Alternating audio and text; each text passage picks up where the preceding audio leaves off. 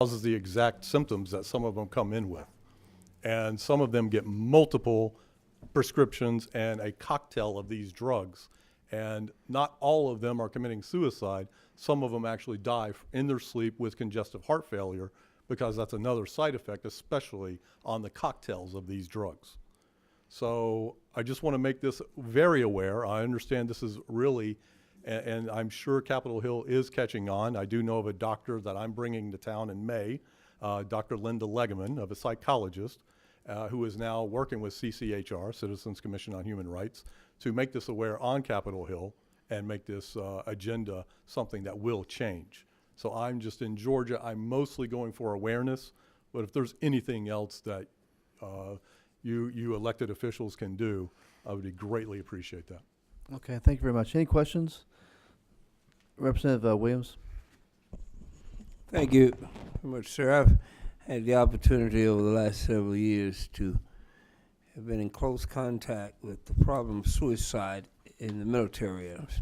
Okay. And I have not heard a lot said about the psychiatrists. You know, having served in Vietnam myself, I have a lot of friends who are Korea. And please, as you look into the fact that a great deal of, as a matter of fact, a majority of the suicides don't seek help because they don't want to ruin a career. And no matter what folk tell you, when you report it, that's you. Especially if you're an officer or high-ranking NCO. That's the biggest problem with how they don't look for help. They try to handle it. And it has very little with treatment. They don't get treatment because they won't seek it. Army is trying to change that culture where you don't have that stigma of having said, I have a problem. Army is working hard on that. But until that military person is willing to walk forward and seek some help, there's not going to be a whole lot of changes. Yes, sir. I understand that. Thank you, Representative Williams. I will say that we are looking into that University of Georgia. Remember that dean from the University of Georgia? I'm looking to get that started up, and hopefully can work that out. But I hope you remember his testimony when you were talking about that issue. Okay, thank you very much, sir. Appreciate Yes, it. sir. Do you mind if I just make one last Yes, point? sir, of course. Yeah.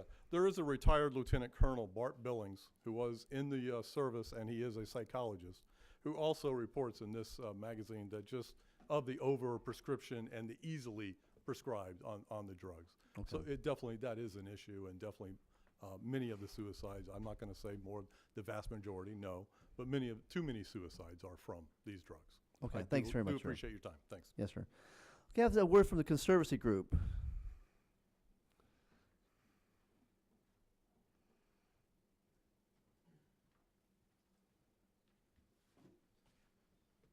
Chairman Belton, thank you for the invitation. Committee members, we really appreciate the work that you're doing to secure the military bases here in the state of Georgia. They're an incredibly important part of not just our economy, but certainly the preparedness that our nation must always be in a state of. Today, I'm here to talk to you on behalf of a number of conservation organizations who've worked together for a number of years to come up with a way to dedicate funding for land and water conservation in the state of Georgia. And there's a very specific military component here. Before I go further, I just want to point out that there are a couple of reference materials in your packet, and I encourage you to read up on both of those. Right now, or just last session, House Bill 332 was introduced and passed through Natural Resources, and its companion resolution, House Bill 238, was heard in the Ways and Means Sales Tax Committee just yesterday morning. What the Georgia Outdoor Stewardship Act would do is dedicate a portion of the existing, not new, but existing sales tax that is collected on outdoor recreation equipment and be used for three primary purposes. Those three primary purposes are stewardship and habitat management for existing state and public lands, state lands, not federal lands. Number two, there's a dollar there that would match local dollars for expanding green space and parks. And then the third bucket is around having dollars available for state conservation priorities. In a meeting with the governor's office about 4 or 5 months ago, or actually it was last year, the governor's office really recommended that we make sure that Army compatible use buffers were part of the language that was written in.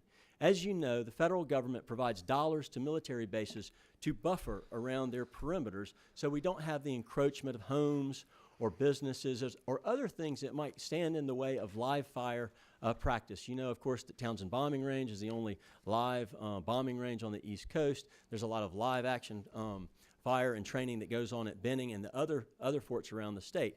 And so when the state has dollars to invest in those strategic buffer opportunities, they tend to move a little more quickly.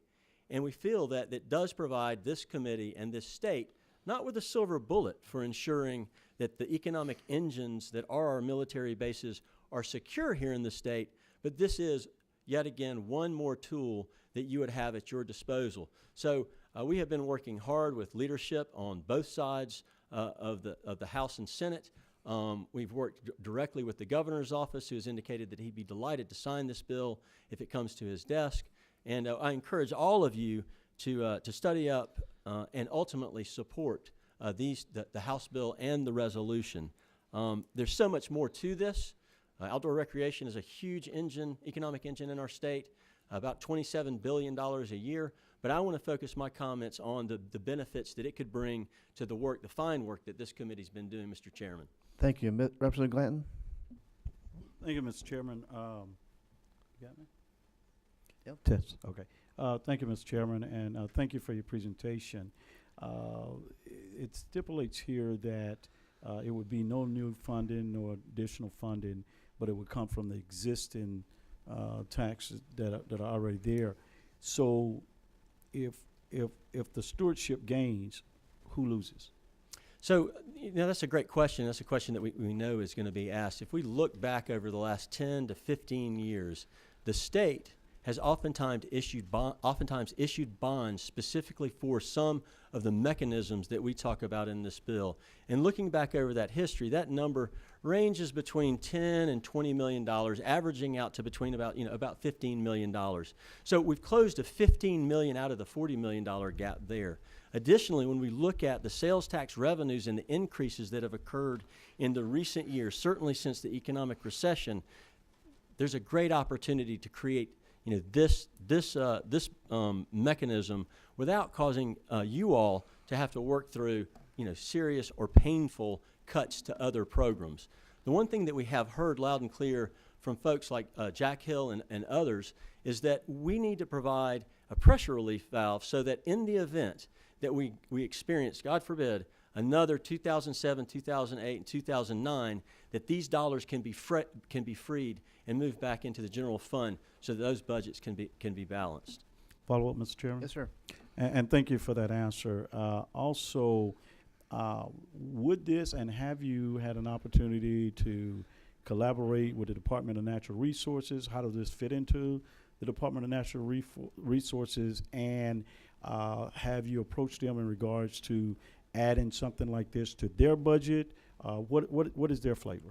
So we have worked very closely with the Department of Natural Resources, and the effort here to dedicate this money, because of the bond issuances and the fact that it can't be counted on year over year. Priorities rise and fall, but with a dedicated fund such as the one that we've talked about, a perfect example for this committee is the state has the ability to plan for the future. We know what the Department of Defense is willing to invest in the Army Compatible Use Buffer Program each and every year. But with the ability to know a year or two in advance, rather than through the appropriations process, that there's a dollar there from the state, we're able to match those federal funds and get a great deal more done around that Army Compatible Use Buffer Program, or acquisition or expansion of parks, or priority conservation for new state lands for public access, so on and so forth. But yes, we've worked very closely with the Department of Natural Resources. One last follow up, Mr. Chairman. Yes, sir. And so, how does that fit into? I'm thinking procedural now. Usually, we're not able to earmark programs and projects out of the general fund. How does that work? So, Representative, this is a request. So there's a House bill, which is the enabling legislation that I discussed, but there's a House resolution as well that was just heard in the Sales Tax Committee of Ways and Means. And what would happen is you all would be choosing whether or not to send this to a ballot referendum to amend the Constitution.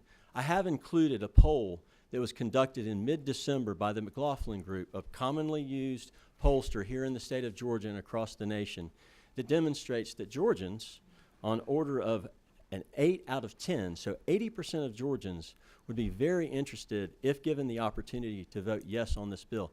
That's 69% of Republican primary voters and a higher percentage of Democratic voters. We oversampled for the Republicans, just understanding the nature of our state and who's here in this chamber. Thank you, sir. Thank you, Mr. My Chairman. pleasure. Representative Carson? Thank you, Chairman. Thank you for that. What is the bill number? I want to check so I don't tell you the wrong. I believe it's House Bill 332, but let That's me right. confirm that for you. 332 and the companion. Yeah, House Bill's 238. 332. House Resolution 238 was heard yesterday and for the first time in the Sales Tax Subcommittee of Ways and Means. Do you have a fiscal note? On, Yes, we do. We've 332? actually had a couple of different fiscal notes. We've adjusted the fiscal note to match the goal, which was roughly $40 million. Initially, the fiscal note came back and it was excessive. It was too much. And then it has been adjusted so that the dollars line up with what our intentions were. The 75% of the existing sales tax, is that on the local piece as well? No, it's only on the state sales tax piece. Why would it not be on the local as well? I think that we begin to lose many of our county governments and the ACCG and others who are currently supportive of this bill. We might have constitutionally dedicated portions of 1 cent sales tax. Is there a sunset? In other words, are you thinking in perpetuity, or is this for 5 years, 10 years, 20 years? So there is no current sunset set written in, but the House resolution language states up to 75%, not prescriptive 75%. So that, in effect, is a sunset because this body can choose how that fluctuates. The resolution language or the ballot language states clearly up to, which does provide the legislative body the flexibility Well, that's up to go to per- zero. Well, that's up to a percentage. It's not up to $1. Correct. So there's no cap per se. Okay. There is a cap written into the It's not like you go to $50 million and that's it. You stop doing the allocation, correct? every 5 years there's a look at those sales tax. So as they rise, there is the opportunity or possibility that the contribution to this fund would rise. But it's certainly something that we're willing to look at. Are there other states doing something very similar? There are a number of states. In fact, most of the states that surround the state of Georgia, southeastern states, are doing something similar. We looked at South Carolina, Alabama, the state of Florida, Arkansas, Missouri, Virginia, some states in the north, which I won't reference, have done this. And we've really tried to take the lessons learned from many of those states to craft a Georgia state solution that really works with sort of the values of our state. Okay, thank you for your time, sir. Thank you. Kevin Burchett. And Kevin, you have to give them your title, because I don't know it off the top of my head. Thank you, Mr. Chairman. It's Kevin Brucian. It's the Sorry. South Atlantic Regional Liaison for the Defense State Liaison Office. That's a mouthful, granted. Thank you, sir, and committee members for inviting me on behalf of the Undersecretary of Defense for Personnel and Readiness. I have been asked to come down and just give you a quick rundown on the 2018 DoD key quality of life issues for military personnel. If you take a look real quick at the packet that I gave you, the key on this is to look at the blue highlighted items, because those are the items that Georgia still is currently working on, or they have not done those issues yet, completed them. Anything in green, if you look at it, Georgia has already accomplished. The green, I put the actual bill number when it was passed, so it shows when it was due. So really, out of the 10 issues, Georgia has completed, I would basically say 5.5. I will tell you quickly that the first issue, which is policy to support identification and reporting of child abuse and neglect, there is currently a House Bill 242 that is in committee that was introduced by Representative Brian Prince last year.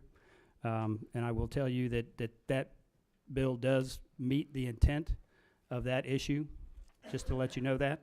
And again, as we talked this morning, sir, I mean, the big thing on that is there's just been often a disconnect between the military installations and the outside the gate agencies on reporting child abuse and neglect from one agency to the installation, or even from the installation back. So that's all that would do, is put that connection there.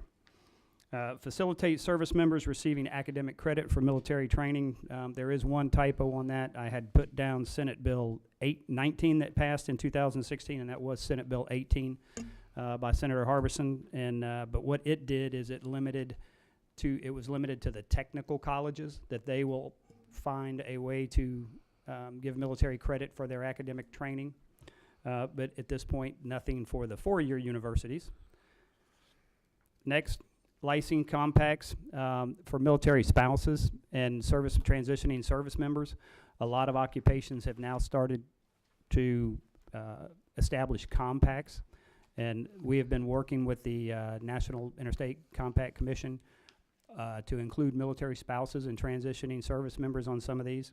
There's 4 currently that we're looking at: physical therapy compact, enhanced nurses licensure compact, the psychology compact, and then replica, which is basically the EMS compact, which Georgia has already joined 2 of those 4.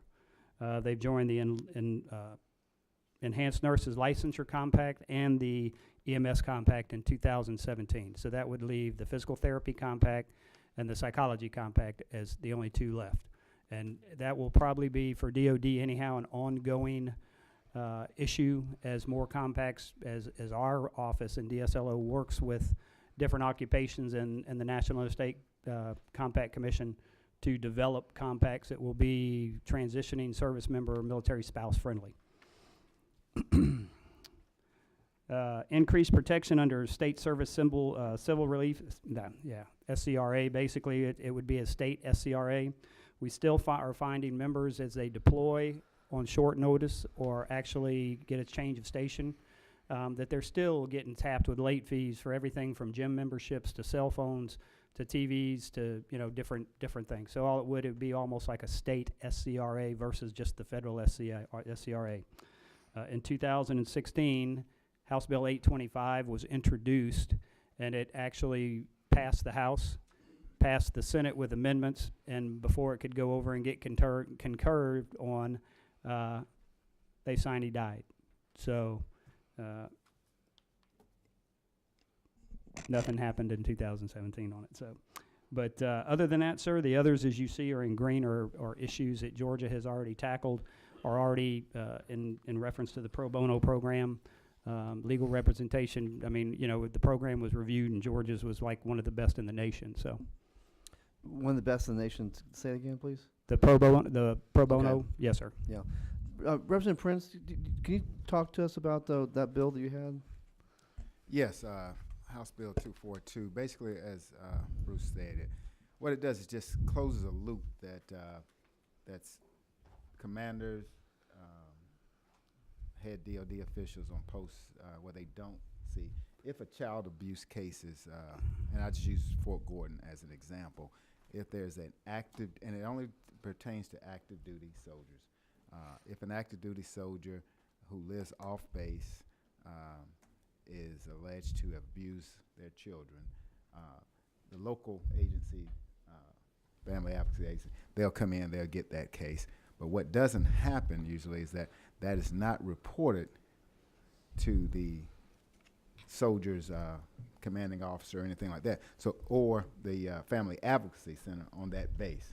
And so what this would do is just say, let the family advocacy center know that, hey, there is a case, possible case against this person, and then that command will at least know. Now, again, this is just a heads up type of thing. Right. Just letting them know that that's what's But going on. where is the bill right now, or is it? The bill is in juvenile justice with Chairman Ballinger. Okay. And we're trying to get it heard. If you'll this please remind me of that.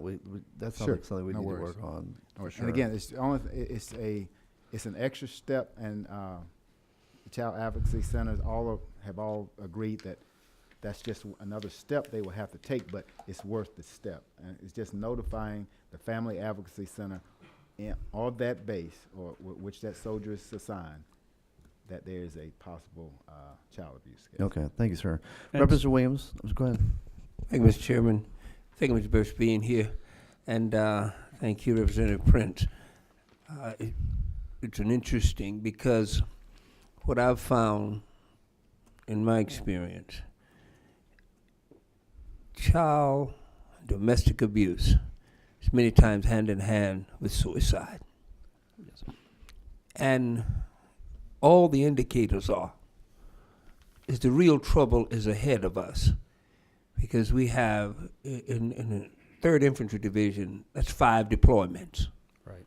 That's a lot of deployment. Yes, sir. A lot of the PCTS has not shown up yet. And there are 2 areas of abuse.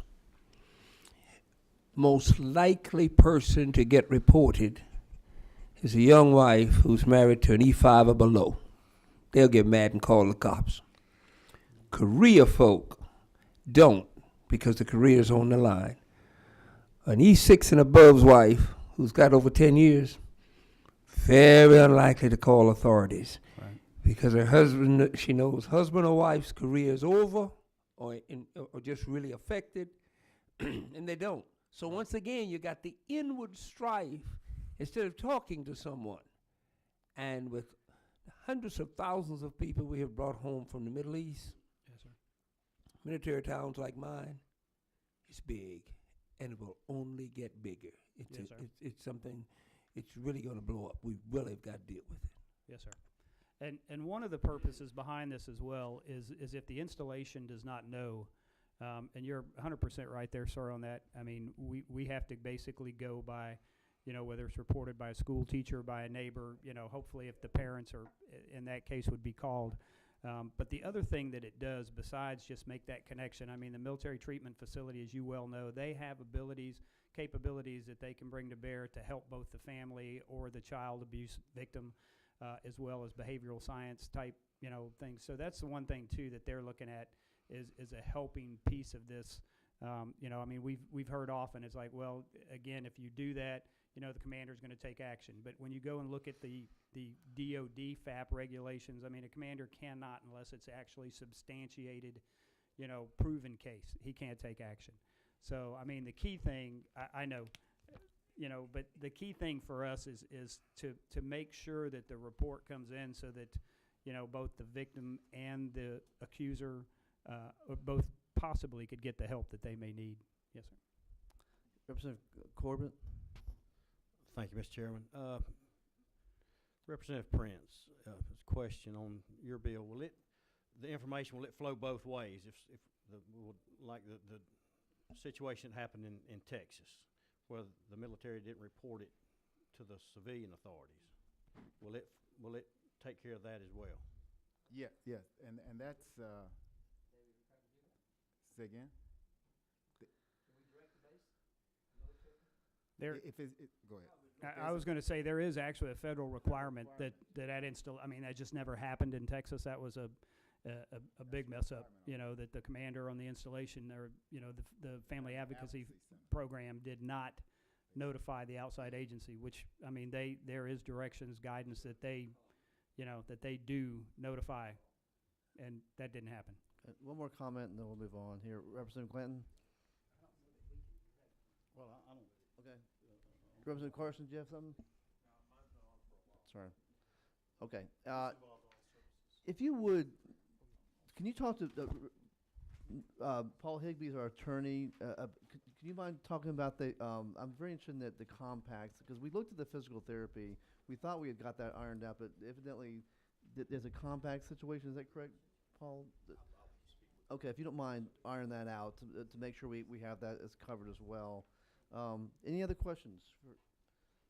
Okay, thank you really appreciate you coming down. Thank you so much. Thank you, sir.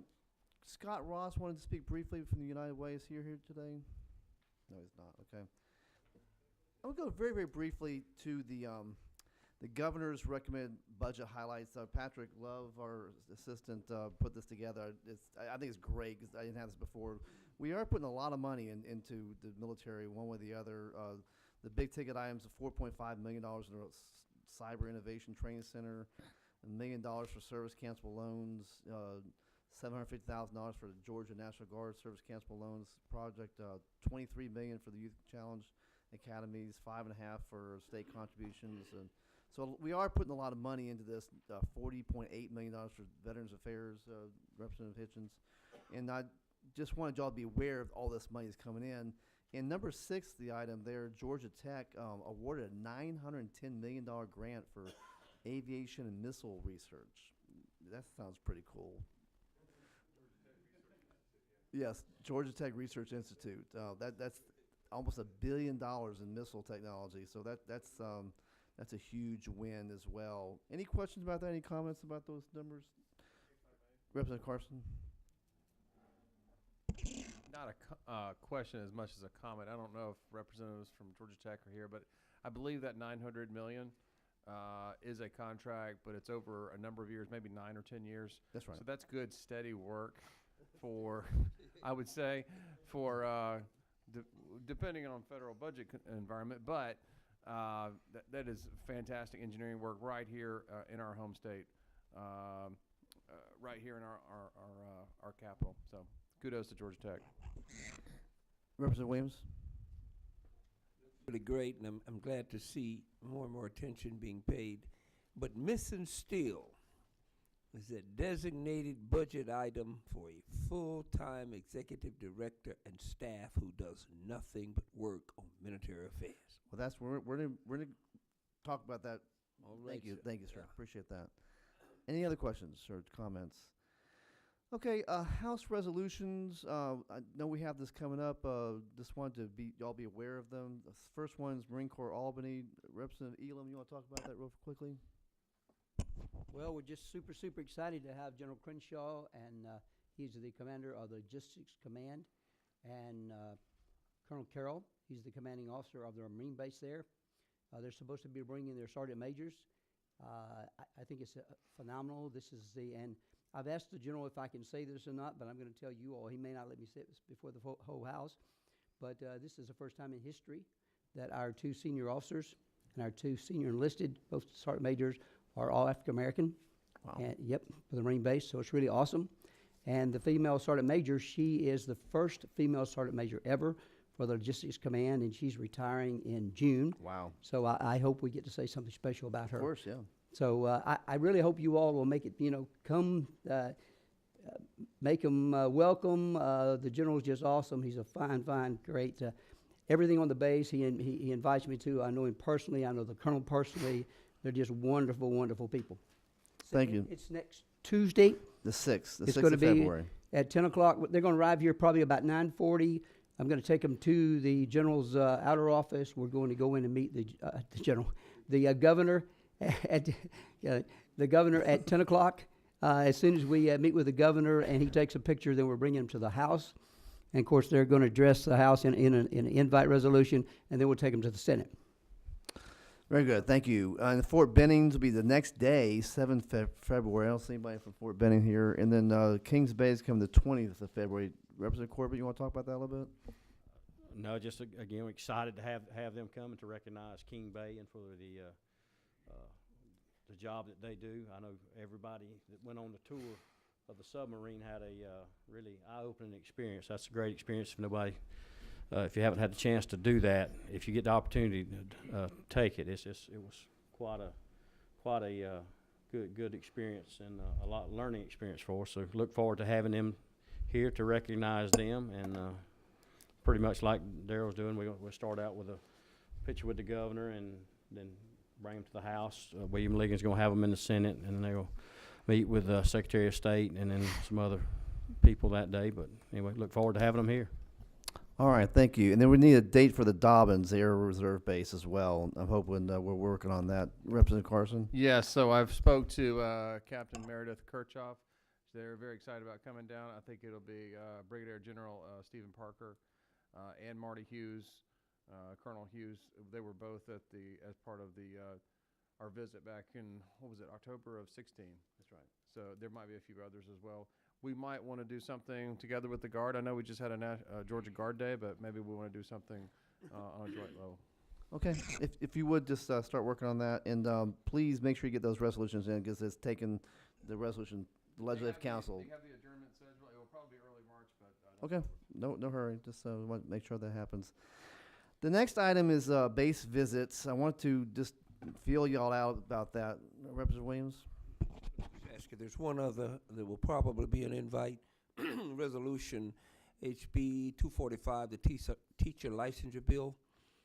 I ran it back through no changes, strictly to get it named the Tracy Rainey bill, and named for the wife of Major General Rainey, who commanded the 3rd when we passed it, and they're committed to come if we're able to arrange it where we can name that bill for her. And as you all know, as we went to Washington, there was not one place that we went in the Pentagon that bill didn't come up. They talked about that licensure bill everywhere we went. So I really want to see them come down and be on it. Okay, that sounds like a great idea. And that licensure bill really was a very, very important first step. And I salute you, Representative Williams, for doing that. Representative Elam? Back to our topic, I think you mentioned about visits. Yes. Is that what we're talking about now? Yes, we're Okay. right now. Yeah. As most of our bases, and some even more so, we turn over every 3 years, some even every 2 years with our commanding officers. So I think doing it once every 3 years is very good, because I think it gives us a chance to bring that new commanding general or that new commanding officer up here, and I think it gives us a chance to go down to their base and show them that we, as a state legislature, are very concerned. So I think to rotate it on a 3-year basis, once in each 2-year legislative cycle would make sense to me. That's what I hope that we could just briefly. I'm hoping what we'll do is visit 4 bases each year. I think the way it ought to go, and this is open for discussion, is we should. I think the Benning and Albany together sounded like a good idea to me. That way, because it's on that side, have a separate visit to Gordon and a separate visit to Dobbins, and that'd be 1 year, 2018. I'm hoping, and then 2019, I'm hoping to have 1 visit to Stewart. In each, we're going to from now on, we're going to do 1 base, 1 day. We're going to make sure we spend 1 day at Stewart, 1 day at Kings Bay, and then another day at Robbins and another day at Moody. But put the Stewart, Kings Bay, and the Robbins and Moody into a 2-day period as we did before. So, Representative Williams. I wanted to thank you, Representative Elam, but you and Representative Kitchens, being Marines, we understand that it takes you all longer to learn your jobs, but usually our general commands change every 2 years in the Army. We don't do 3. We do 2, because y'all need that first year to learn how to get to the grocery store.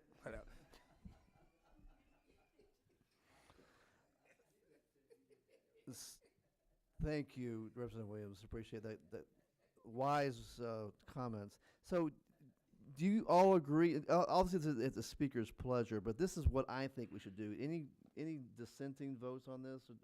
Trying to set it out like this? About the actually going visiting the different bases. I'm sorry, Representative Prince. The Gordon, I see you had that for 2018, so that'd be I'm thinking it's sometime later this year. Let's talk about that, because we have a lot going on down there, in particular the cyber training centers that are being built. That I really want, and they just started construction on the second piece of. I'm not sure this year, at least not early this year. If maybe later in the year. Okay. But we can talk about. I like Sure. to just talk about that offline, because I like when you come there, I would like for you guys to be able to see that. Exactly. See the progress. If you come down now, you'll see the first part is, and you'd be amazed how fast they're putting this thing together. Okay. But the second part, I want you guys Sure. to be able to go No, and that's a good see point. the Yeah. actual range. Exactly. When it Okay. online. Well, I just put this out. We could Yeah, change it to okay. 19. Yes, sir. Thank you, Representative Carson. I just wanted to ask Mr. Chairman if we could work around, I know this is technical, it's a detail to work around, but in regard to the Dobbins visit, we just need to work around the hurricane season. They are extremely busy preparing in August, as well as September and October. Slade, is that correct? If we could do, frankly, given that, and I hate to bring this word up, but we all know it's an election year, so I don't see something happening in August when it's dreadfully hot, but possibly after the election, maybe in November, Okay. right after, after hurricane season, and no comparison between hurricane season, but there's election season there right there as well. so. election's worse. Yeah, election could be worse. Now it could be. Okay, we can talk online, but yes, sir, we'll make sure that happens. And I'll make sure I'll have all the military commanders when they come by to make sure they say that when you're on a military base, you cannot use your phone when you're driving on that military base, Mr. Chairman. Thanks, sir. I appreciate that. Thank you. And I think we should do another Washington trip. I think that was very, very helpful. I don't know about y'all, but Afghanistan, okay. And I would think 2019 would be when I think 2018 would be a little bit hard to do. I think 2019 would be a non-election year. Do y'all agree with that? Every 2 years, okay. All right.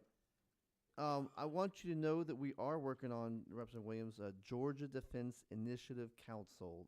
Representative Chairman Earhart is working on that right now to possibly get some funding for that. So if you want to talk to Chairman Earhart, he's doing some really good work for us on that. He would love to hear from you.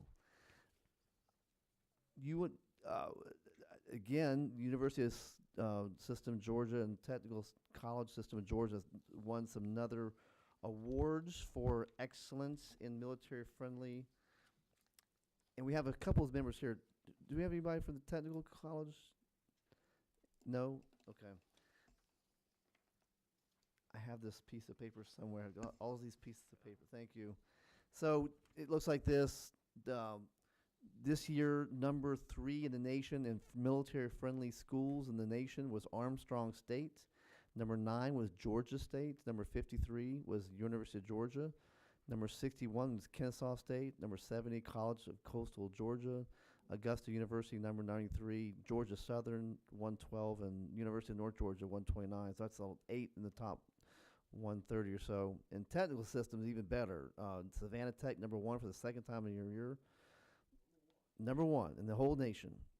Gwinnett Tech, number 4.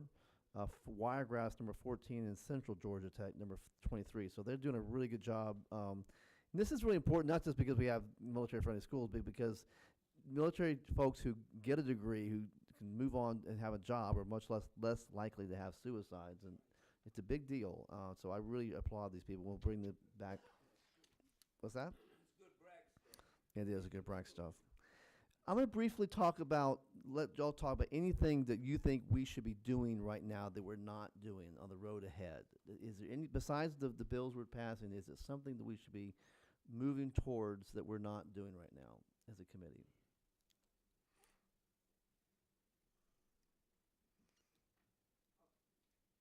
Representative Williams? If you don't mind now. I don't know if we can even do it, if it'll work out, but I really would like to, in our next series of visits, talk to more enlisted people, because we hear the prepared statements. We don't hear the real story. The real story is told by sergeant and below, because the person that's hurting for housing is an E4 who's got a wife and lives in a mobile home outside of military base. Field grade officers don't have housing problems and the associated things. We got to talk to the people where the rubber meets the ground and where the weeds are. And you don't hear that when the command gets to pick who you talk to. You hear the prepared statement that looks good at 6 o'clock, but it ain't the real world. Well, that's a very good point. I think from now on, when we do go to these visits, let's try to make some time for some talk to some real, get together folks like that. Denied the right to have a captain testify. Is that right? You ain't let a captain. Yeah, we didn't even let a captain talk. They X'd it. Representative Elam? Well, I just say the obvious, that commanding officer, that commanding general dictates, and when we're going down and we want to be at his beck and call, he's going to get to choose. So I think I tell you what, I really believe that if we wanted to, and little General Crenshaw, of course, General Crenshaw's leaving in June now, and I've got to start over again, but it'll be nice. But if I talk to General Crenshaw and say, General, we really, really, want to talk to Sergeant, he'd do that. But he's in charge. I understand, but and my thing is, in the United States of America, This is civilian government. They serve at their pleasure. We serve their budgets, everything. And unfortunately, General Crenshaw is no different from any other general. He can't say anything until the superiors in the Pentagon read the statements. He can't tell you that. But I'm telling you right now that I'm willing to go offline, not on post, but in the community, and talk to military people. But you're not doing any good when a colonel tells you how life is. And the people, and there are a whole lot more elephants, E5 and below, than there are elephants, 06 and above. And I like to talk to the elephants, because they the ones know what's really going on. Very They ain't good. got no policy, but all the problems in the military, 70% of them are on them, and the folk do what we did when suicide hit. The general officers and the commanders said, oh, we didn't know. Let's get a big committee and study this. And folk been trying to do it for years. Okay, thank you very much. All right, we're going to move on. Go ahead, Representative Carson. What's Very quick. Transportation is near and dear to my heart, and that's going to be the subject of a lot of discussion in D.C. I'm not recommending a council resolution or anything like that. But I do think one or several of us from this committee should probably get together with GDOT and find out what are we doing in regard to ingress, egress around our military bases to improve that, and how do we competitively position ourselves versus Florida, North Carolina, California, so forth. And I'll leave it with that. Who'd like to lead that charge? That's a good charge. Okay? You got it. Come on now, raise your hand. You got all those problems. We ain't got those problems. Well, that's a very good point. Two people to join me. Okay, who wants to join Representative Carson doing that? I'm not sure I really understand that. So the issue is basically how much and what are we doing to improve our transportation infrastructure in, not on the base, but to and out of the base. In other words, are we maintaining safety equipment, resurfacing roads, so forth, so on. You take a look at Albany.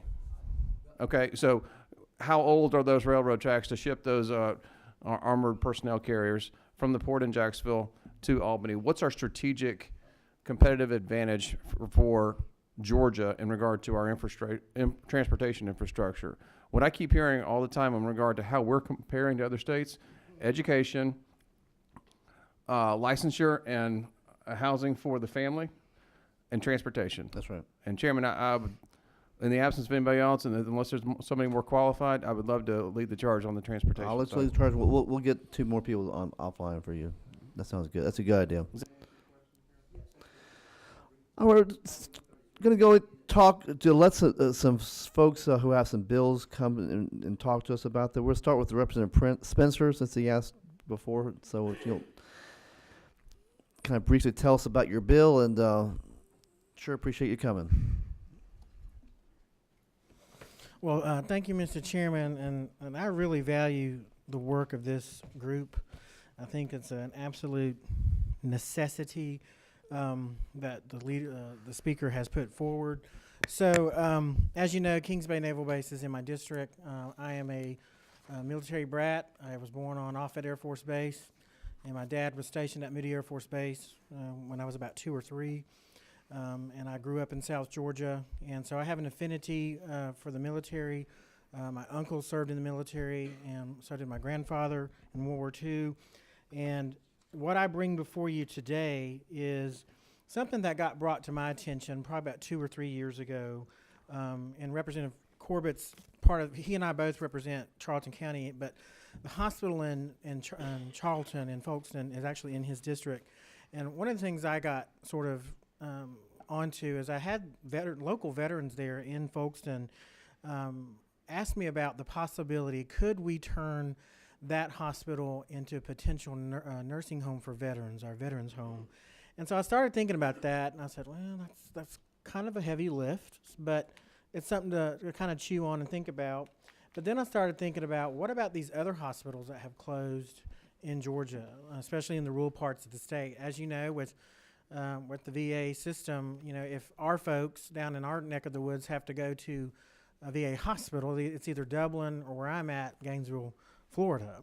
And so their geography is a major issue. If one of them want to spend time in a nursing home or in a veterans home, obviously we have 2 here in Georgia, but Georgia's military veteran population is growing. And I think if we could sort of think outside the box on this, what could we do with these hospitals that are sort of sitting there in these small communities that are no longer bringing value that they once did? What could we do to convert these stranded assets to veterans homes? That was the idea that I sort of wanted to ask the question. So I just came from a meeting with Commissioner Roby. I sort of piggybacked on a meeting with Representative Rick Williams. They are trying to do something with the Old Millsville Hospital there. And so what the questions they are asking are the similar questions I am asking. And so it was an informative meeting. I'm still doing some groundwork on this resolution to come before the Military Affairs Committee there, so I could bring some of that background information there. But I learned a few things there. The VA has a configuration team.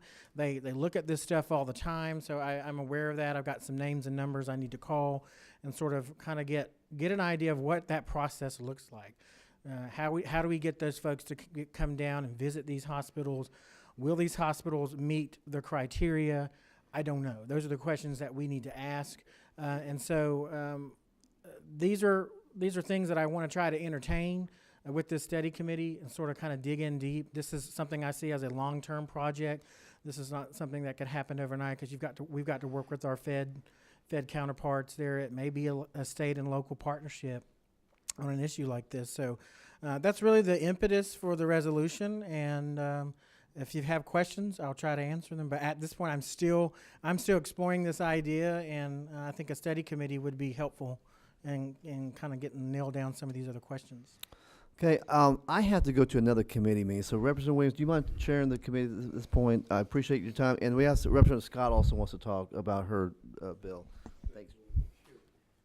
When you come back, there are a few members of this committee I would have fired.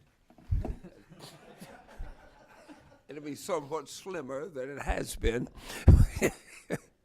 My question I would ask, and I'm going to recognize there's another flashing, but you know, when we start talking about CON, the heavens fall in Georgia.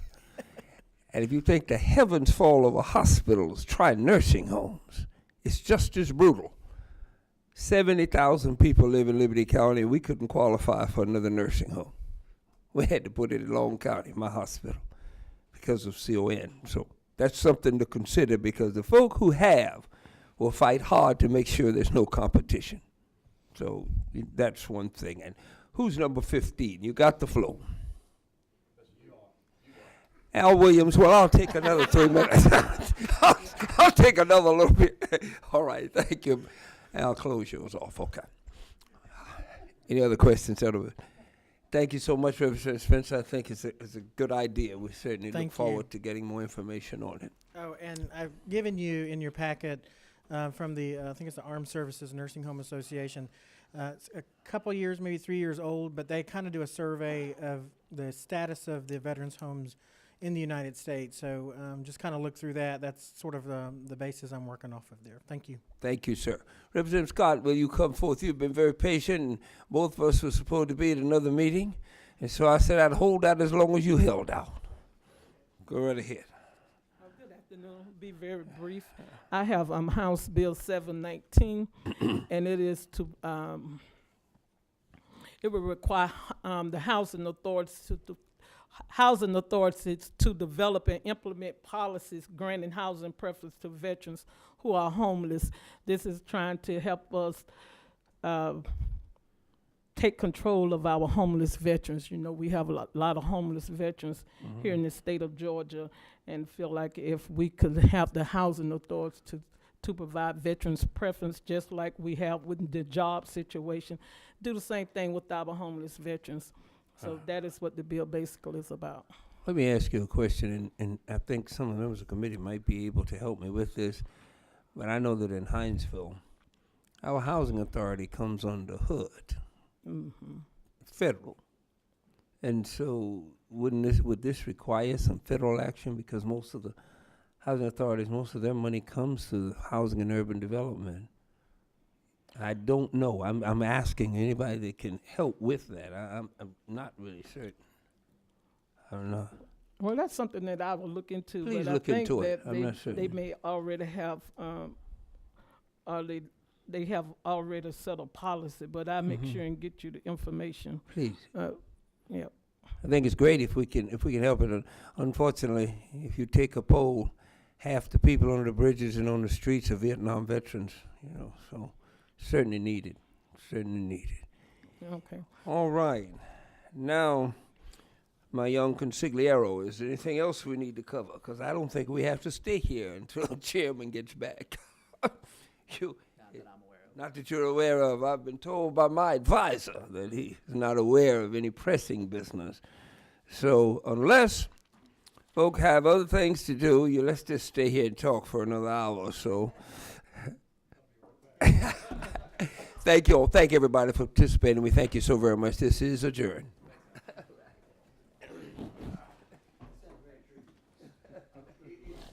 Y'all give me